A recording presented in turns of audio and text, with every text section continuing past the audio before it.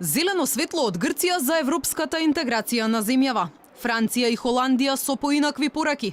Се уште имале отпор за проширувањето на ЕУ со земјите од Западен Балкан. Шефот на грчката дипломатија Јоргос Катругалос вели презадоволен бил од спроведувањето на Преспанскиот договор, а земјава покажала политичка храброст на патот кон европските перспективи.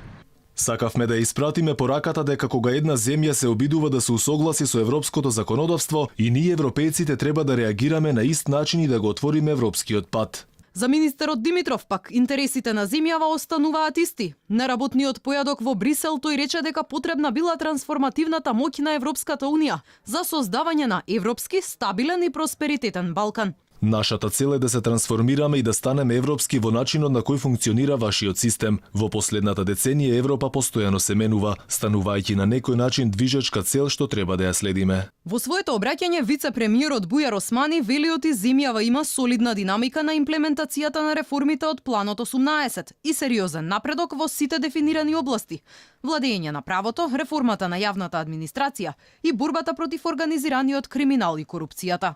Покрај исклучително големиот успех во адресирањето на отворените политички прашања, Преспанскиот договор со Република Грција и договорот за добрососедство со Република Бугарија, во ниту еден момент не дозволивме намалување на фокусот на земјата од реформската агенда.